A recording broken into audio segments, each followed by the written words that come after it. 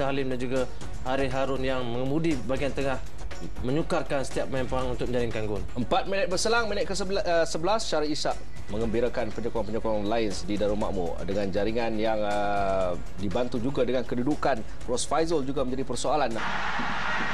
Penjaga gol Singapura ataupun penjaga gol Lions ada peluang ke depan dan itulah dia.